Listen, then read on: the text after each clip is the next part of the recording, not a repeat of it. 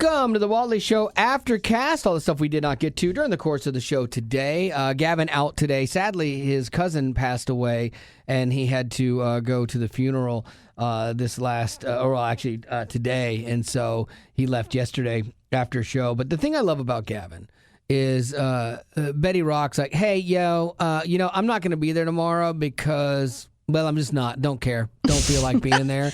And then Gavin's like, hey, look, my cousin passed away. Would it be okay if I take the day off, to go up to the funeral? To which I would go, okay, hang on. Let me look at the calendar and make sure it works for me. Okay, you're clear. Yes. Or like when Gavin's sick, he's like, hey, look, I coughed up a lung last night. I was able to shove it back down in place. And I went to the ER for it, and I just got out. Yeah, and so I'm a little tired. I've been there all night. They still think I might be dying, but if it's not too much trouble, could I maybe come in later today?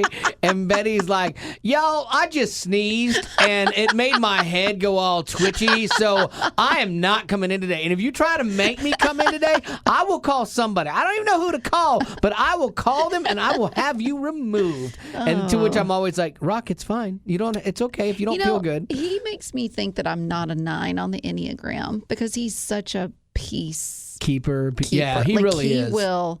Yeah, like it's kind of unhealthy. Yeah. What do we say he is, like a 6? Uh-huh. Yeah. And on Enneagram, because 6, too, they get paranoid a lot about the future and scared about that, and that's him, too. Mm-hmm. He's very jumpy. He is very jumpy. So anyway, he will be back on Monday, and so you're stuck with us today. We saw this story on Good Morning America yesterday, and we didn't have a chance to get to it, but there's a viral video of this guy delivering a pizza. Okay, so he's working for DoorDash. He shows up. It was on the Ring doorbell. And he delivers the pizza to the lady. And he's like, as he's walking away, getting ready to walk away, he goes, pretty nice home for a $5 tip. And she's like, thank you. And then he tells her like an expletive, and he walks away. If I'm that lady, I'm furious at this guy. Like, literally, she gave him a 25% tip. It was a $20 bill pizza. She's already then paid a delivery fee and does a $5 tip on top of it. So, like, how is that a bad tip? Like, I agree. What were you expecting, bro? It's getting out of hand, the whole tipping situation. I think, and I would understand her situation where if that happened to me, I would at first be like, wait, did that just happen? Right. And you kind of need a minute. But I think she was angry enough because she did release the footage from the Ring doorbell. And, too, that man has now been fired from his job. Which I started a GoFundMe for him because I just think, you know what, we shouldn't judge. And I think that he's having a bad day. And now he has $3.4 million in this GoFundMe. So he's going to be fine. You know what? If you could for me, could you grab your little rant bed for me? Oh, without a doubt. I can. No. I don't know. Well, I could get on this bandwagon. Oh, I have a medical condition, all right. It's called caring too much, and it's incurable. Can I give you an introduction like you do Sure. when I'm doing raps for Miss Beats? Ladies and gentlemen, please, normally it is me handling the ranting duties, but I would like you to turn your attention to the most caustic, angry, self-centered person on the planet, Miss Betty Rock. Listen, I'm going to be up here on this rant stage for just a second because I know once I start, Wally's going to push me off and take over. Welcome. Okay, so tipping has gotten out of hand. I can't tell you how many times I've gone to a restaurant. I have ordered something. I have gone inside. I've driven there. Yeah. I went inside. I picked it up.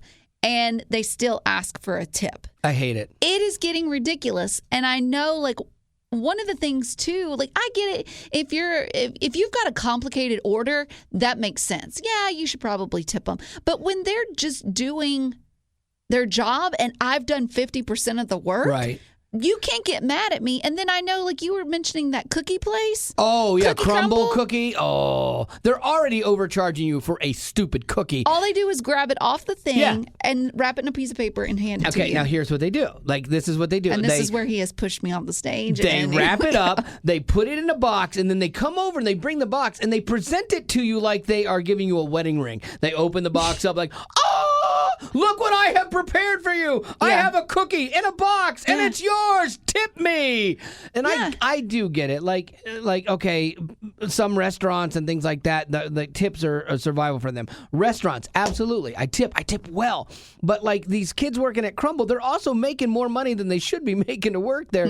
And like, even though you're presenting it to me, is the cookie okay?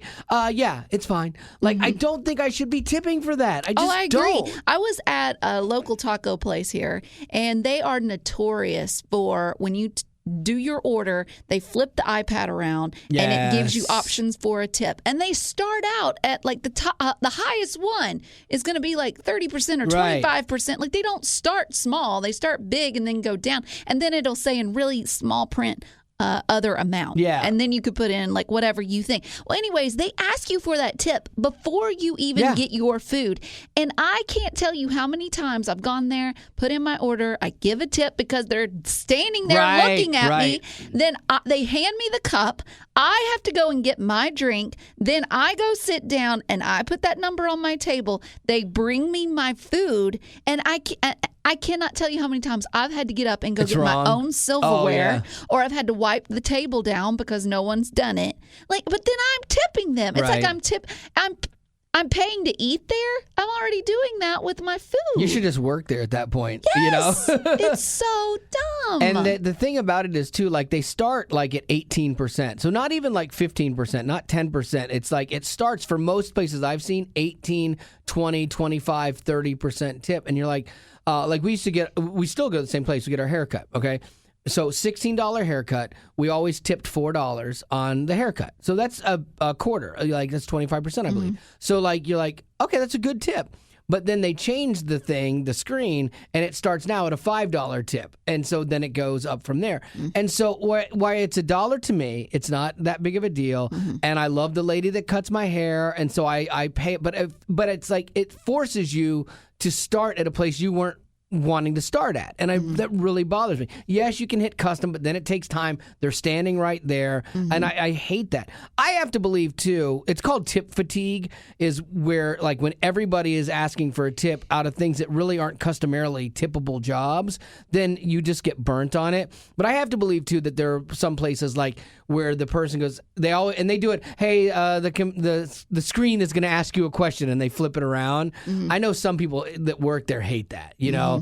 And the ones that feel like reluctant, like, oh, I hate to do this, I usually tip them better. But the ones that feel like more expectant of it, then I'm like, I've never experienced that. To me, it's always just like, hey, look at this. Look at me. And I know I've said this story before. I'm going to say it again. I went to a local chicken place over here. I went through the drive-through. The place you stole from? It was accidental, and I paid them back. Months later, same place? It wasn't months later. It was weeks later. Same place? Yes. Okay, I'm just kidding. I go through the drive-through. Yes. I pick up my food, and she hands me the iPad. Yeah. And it asks for a tip. You should on a drive-through, especially. That's why we go to drive-throughs, because it's quick service.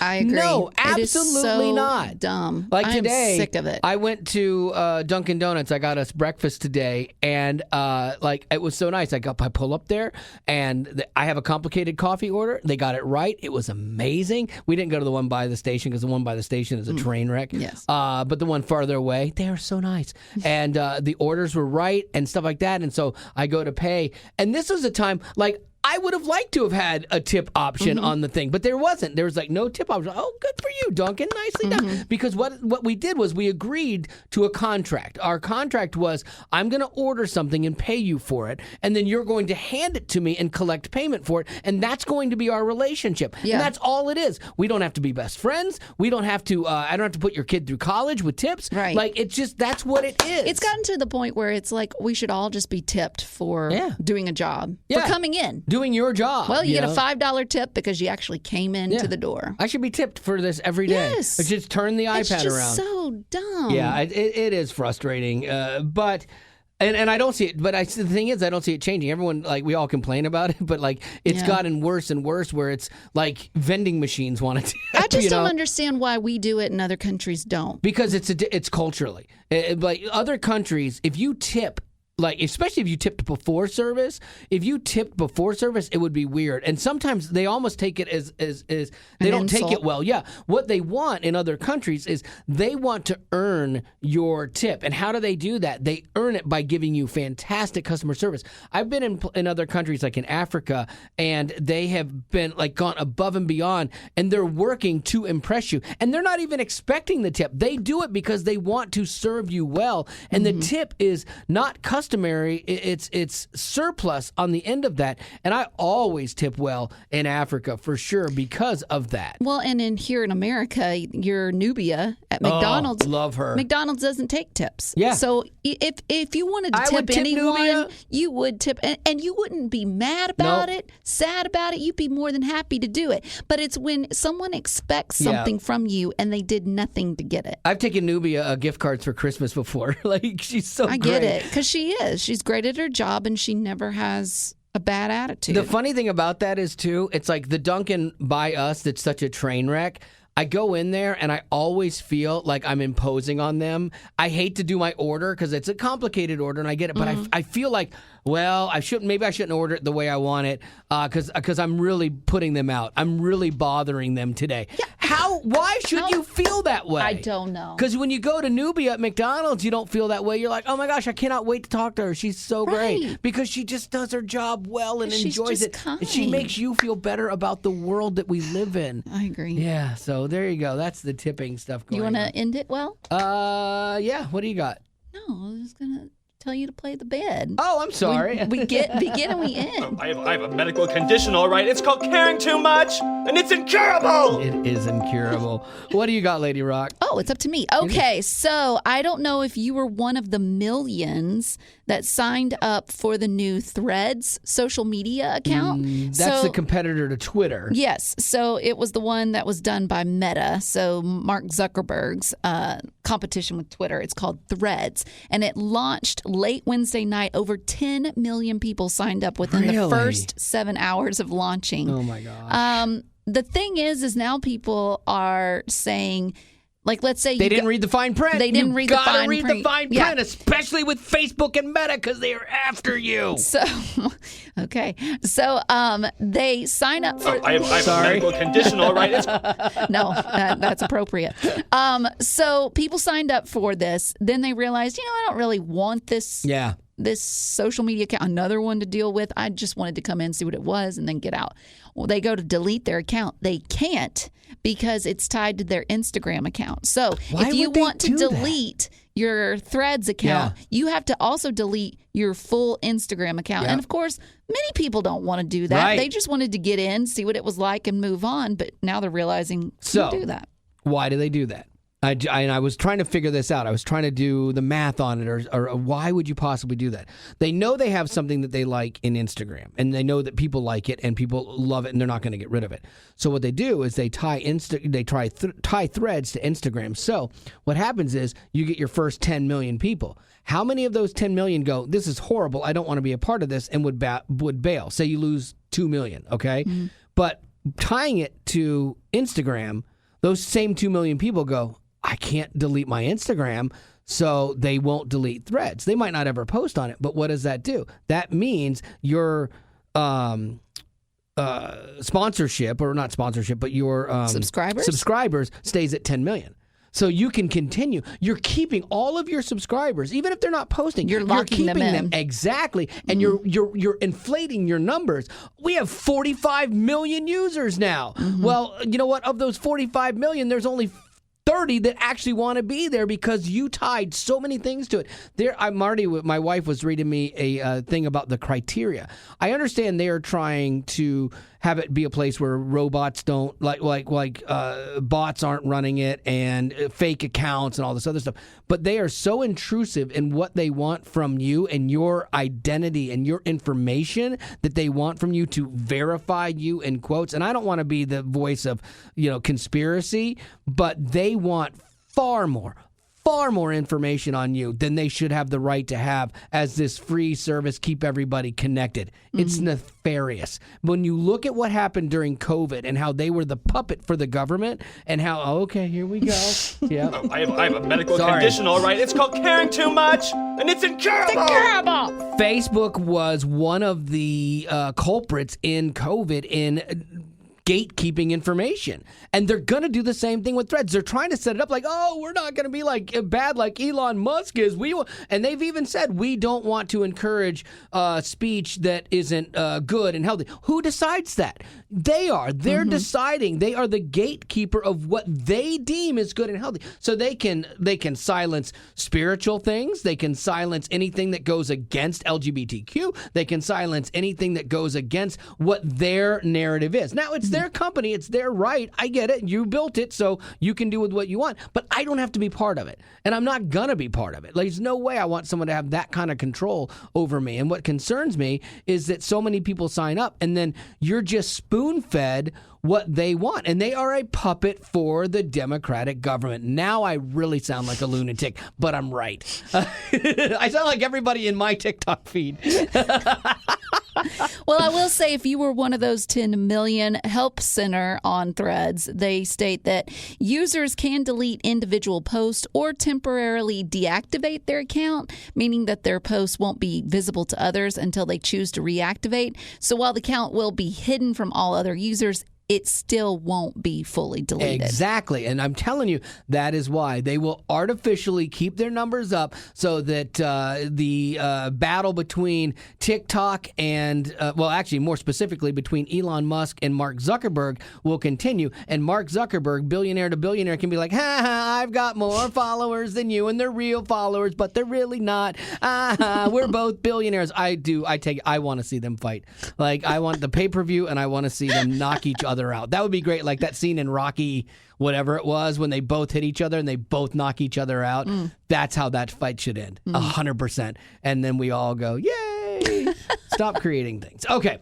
Let's do some birthdays! Would you mind if I do one? Because I have to make right on this, and you'll understand in just a second. Okay. This is from Angie, and she says, hey, I've been a long time potty, a legitimate birthday shout out. I've been trying to get for 4 years for my 15-year-old son, Drew. 4 years she's tried. What do you mean? Because she's like, Betty will never read mine, and I don't know why she hates me. You made that up. Okay, I did make that up. No, her son's birthday is on Christmas. And we're never here over Christmas. And so we always miss it, you know, and because we don't get all the birthdays when we come back in January and stuff. And so, as you can imagine, it's very challenging, she says, to celebrate that. But I was wondering if we could get a full birthday shout out from Betty, Wally, and Gavin on his basically half birthday. So there you go. Happy birthday from all of us to you. Wish it was our birthday so we could party too. Hey! And so the birthday shout out is for our good friend Drew. He's turning 15 in December, but we're going to get on this right away. Happy early birthday, Drew. Absolutely. Drew's been a faithful potty for 15 years, which is awesome. And so, Drew, thank you very much. He loves making jokes, and he has commented that he would love to be on the Wally Show someday. Do you recommend a path to working in radio? Absolutely, Drew. Fail at everything else, and you will find yourself in radio with no options in your life. No, actually, learn how to tell a story. Honestly, like, be good at telling a story. Be good at engaging people somehow, some way. And that is one of the best skills. People, they can teach you in school or when you get a job to learn how to push the buttons here, you know, but being able to compel people and bring them in is so, so important. And then also get yourself a girl to work with who is just a delight. And that will help you as well. Yes. And she makes my life better. So there you go. I was waiting for you to say. And Gavin's here. Waiting for you to say something like, I hope to find her someday. Someday I will, yes. And it will make my life better then. No. So there you go. Well, happy birthday, Drew. All right, Lady Rock, what do you got? John and Elizabeth want to wish their granddaughter, Madeline, a happy birthday. She's celebrating a birthday in 2 days, so on Sunday. Is that the Clausens? It is. Yeah, our Canadian friends, the Clausens. I hope it's Madeline and not Madeline. It's so hard You with never that. know. Yeah, there's a song by Winger. Madeline. Madeleine. So there's that Madeleine. So there's Madeleine, too? Yeah, there's Madeleine. Is this love too tough to tame? Madeleine. Okay. Believe it or not, that was all on key. Okay, so Madeline or Madeleine is an active and independent young girl, and her favorite breakfast at our house is cinnamon buns. Oh, yeah. Sounds amazing. Yeah, John and Elizabeth are living my life. They just bought a camper, and they're driving around camping and stuff. I'm like, oh, and to be them. I know, so good. Stephen, he celebrated a birthday on the 2nd, so this is a belated birthday. Got it in a little late, but he says, I love your show. His question is, happy birthday, Stephen. He said, if you switched bodies, who would you switch with? So think about someone who has a life that you want or has the body that you want. Yeah, I would go with more the life that I want. Like you go, I'd switch with some big, wouldn't switch ripped with guy. Dwayne The Rock Johnson. No. Well, although his life isn't too shabby either. Like he's got a little bit of. He's too big. Oh, he's too big. He's too big. Yeah, I would switch. I know. I would switch with Ryan Reynolds. Like he's not super jacked, because you don't need that. But he's in tall, shape. Yeah, and he's great looking, and he's funny, and everyone seems to like him and stuff. And he's rich, so yeah. I'm kind of surprised that you didn't pick Nate Bargatze. I was gonna say that too, because then you would know what it's like for people to laugh at your jokes. Yes, exactly. Thank you very much for that, Rock. That's good. Who would you switch with? Gosh, who would I switch now? Would this be a body switch or a life switch? I would want it to be one and the same. Okay. Zooey Deschanel? Because you already look like her, though. But you're too much like her. But I don't really I don't think her fiance is all that cute. Oh, who's he? The guy from Property Brothers. Oh, that's right. Jonathan I or don't the know other which one. Drew or Jonathan, one of the two. I don't know which one, but I'm like, how did he land that? That's so good. I don't know. Lucky him. And then Mike Rowe, he's not married. So okay, so you would want to be Mike Rowe. No, I can't choose That's his it. wife. You've said it. No, you've already said it. You're Mike Rowe. No, I don't want to be Mike Rowe. Gosh, who would I be? Dolly Parton? Yeah. That's a body switch. But back in the day, like when she had that big hair. Yeah. And she could play the guitar with her nails. Yeah. She's just amazing. Yeah. I know. You love yourself some Dolly. You have Dollywood? Yeah. Hello. I know. I'm surprised you don't have a subscription to Dollywood. You should get one. You should get an annual pass. I wish it was closer. It's only 3.5 hours. It's not bad, but I wish it was closer. And there's a Buc-ee's on the way. You split the drive in half. That's you go true. to Buc-ee's to and fro. What a vacation. Yeah. I mean, like you like we have like my wife and I, because she loves Disney. We did the Disney Vacation Club, and so it's kind of like a timeshare for Disney. Mm-hmm. Dolly should have that, and they could even call it DVC too, Dolly Vacation Club. They really should, and I bet a lot of people would take her up on it. Oh, yeah, they've got that Dollywood Hotel. They got that glorious. Cinnamon bread. Yeah. Oh, yeah. Gosh, when you open it up, I know but when you go, you get the cinnamon bread first thing, because if you wait too long, they run out or the line's too long. Yeah. But you get that bread and you pry it open, and when you do, steam hits you in the face. So good. And it cures all your acne instantly. And it clears up your sinuses. Absolutely. It's amazing. And then when you look inside, if you have leprosy, heals you. When you peer inside, you see a puddle of melted butter. So good. And it's mixed with that fresh bread. I'm not talking like a loaf that you buy at the grocery store. I'm talking about fresh bread and coated in cinnamon sugar. So good. God.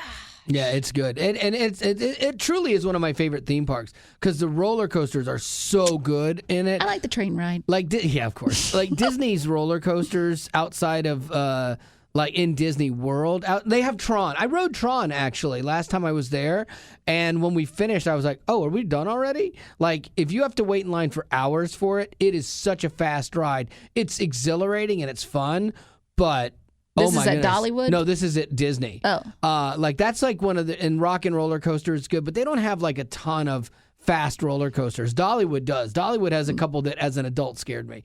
Like I'm like, I probably could die here, and and I would be happy. I would be fine. I'd be fine. Dolly, bring me back to life. She could do it too, probably. Oh gosh. Yeah. Weekend plans. Somebody's got a weekend plans. All right. I hosed my wife for weekend plans, and she seems okay with it. I think. I'm pretty sure. I had told her, she's like, are you going to go ride dirt bikes with engineer Phil? And I said, we haven't really talked about. We talked about it last week, saying, hey, we'll go this weekend. But then he and I didn't talk about it all week. So I figured, okay, he's busy, he has a family. And so we didn't talk about it. And so she kept asking me, are you going to ride with dirt bike? I said, no, I don't think so. So we can go to Florence, Alabama. She's been wanting to go there. So little small town. We like to go to small towns and do that. So I said that's great. I said, and then she kept asking me all week. She's like, you know, has he called or have you texted each other? Like, no, we just haven't. And so we're good. We'll go there. I don't care. We'll just go there regardless. And then last night, my phone goes, doodle-it. And she's like, what's that? I'm like, nothing. Don't worry about it. And she's like, what is it? I'm like, it's nothing. It's bad, but it's nothing. And she's like, what is it? I'm like, I can't tell you. She's like, why can't you tell me? I said, because it's really bad news. She's like, bad news for who? I'm like, bad news for you. Oh my She's like, how is it bad news for me? Who's texting you? She's like, it's Phil, isn't it? I'm like, it's Phil. And Phil wants to go dirt bike riding this weekend. And then so I go. And so that means if I go there, we can't go to Florence, Alabama. And she's the best, though. She's like, oh, you should totally do that. I want you to do that. She wants you to have a friend. Yeah, she's like, no, you should totally do that. You've been wanting to do this for a while, and his time is more tight than yours. So absolutely. I'm like, honest, truthful, because that's what we say in our family when you can't lie. She's like, honest, truthful, I want you to go. I'm not going to be hurt at all. Go and have fun. I'm like, okay. So when she was really insistent and she said honest, truthful, I knew there wasn't a hidden thing like I'm going to pay for it later. And then so I'm making her dinner that night when I get home. I'm going to make her like her favorite meal that we make, shrimp, like fried shrimp. And so I'm going to be doing that. I don't mean to rain on your parade, literally, but there's a 60% chance of rain tomorrow. Oof. In the morning, I'm gonna go. We're gonna go like early in the morning. Oh, Well, if it's a little overcast, that would be nice. I don't know. I might have to call Phil. Let me look. Scattered thunderstorms developing during the afternoon. Okay, so we're good in the morning. I hate riding in the rain, too. I already am not good at it. Like, that's the thing. Like, dirt bike. I'm good on the water. I'm a waterman. Like, I can sail. I can do motorboats, like jet boats, wakeboard. Like, I'm good on the water. I love the water. I'm not as good on land. And so, like, when we go dirt bike riding, I enjoy it, but there's parts of it that terrify me. Well, because when you fall, I get hurt. It's a hard place to land. And when you're on the water, it doesn't hurt as much because... Yeah, in the woods, you hit trees. Like, I've hit trees and been knocked off. You've been impaled. I've been impaled by sticks. I mean, yeah, it does not go well. Marty, my wife, wants me to sell my dirt bike.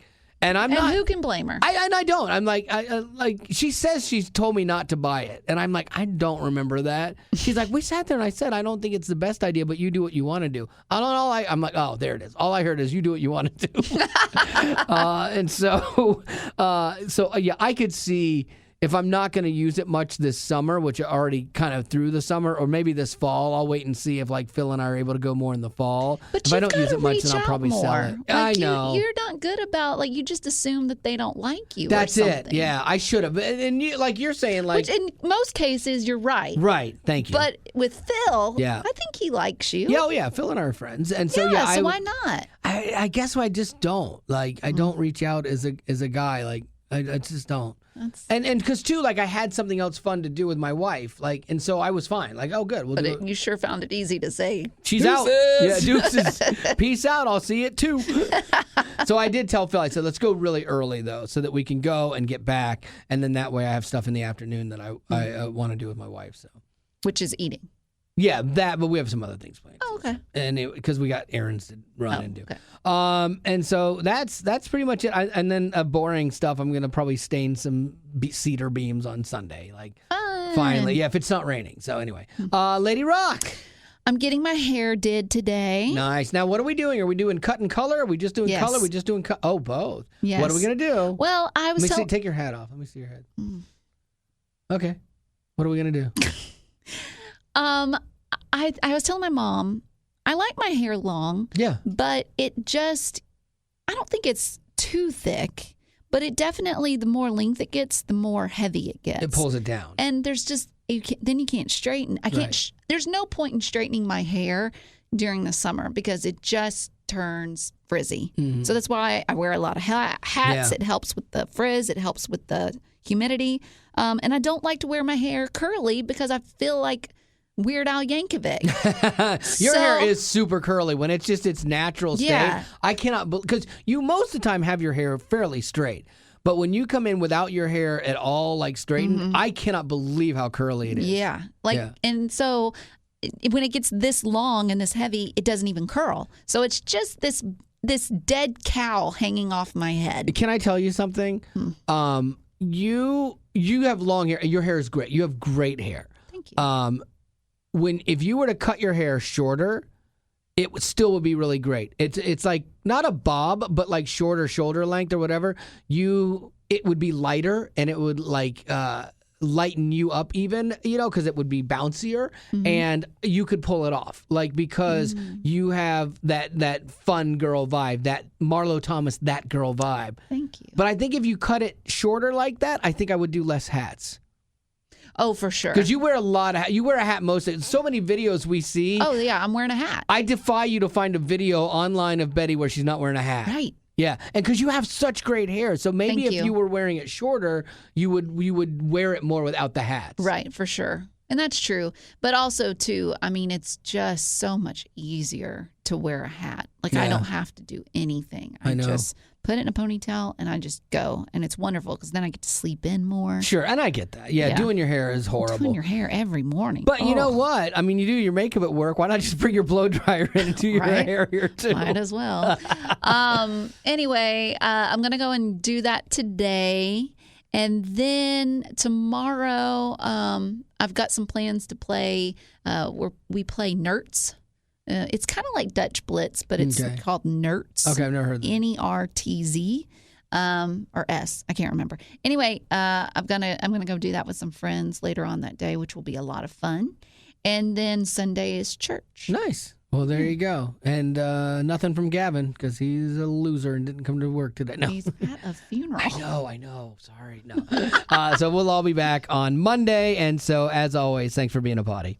Growing up in poverty has never been easy for children, but with the added challenges of the pandemic, conflict, and natural disasters, families around the world are facing an unprecedented food crisis. Unfortunately, those who are already hungry are now even more desperate. But by sponsoring a child through compassion, you can help provide life-sustaining essentials such as food and clean water. And with your compassionate support, that child can not only survive, but also flourish. You can find out how and choose a child to sponsor when you click on the compassion banner at wayfm.com.